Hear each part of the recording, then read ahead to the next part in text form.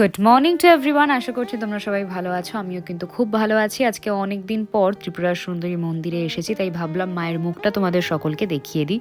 তোমাদের যার যা মনস্কামনা আছে সবাই কিন্তু মায়ের কাছে রাখতে পারো, মা প্রচণ্ড জাগ্রত, তোমাদের আশা মনস্কামনা সব পূরণ করে দেবে। তোমাদের মধ্যে অনেকেই এই শাড়িটার লিঙ্ক চাইছিলে, তোমাদেরকে একটাই কথা বলবো, স্ক্রিনে দেখো আমি আমার আইডিটা মেনশন করে দিলাম, ইনস্টাগ্রাম আইডি। সেখানে গিয়ে তোমরা কিন্তু দেখবে এই শাড়িটার অলরেডি রিভিউ আমি শেয়ার করেছি।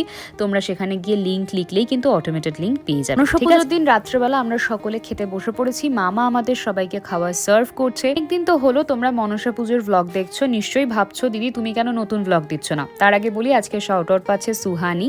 আসলে আমার স্কুলের ইন্টার্নশিপ স্টার্ট হয়ে গেছে, তাই একটু ব্যস্ত ছিলাম। কাল থেকে আবারও আসছে নতুন কিছু এক্সাইটিং ভ্লগস।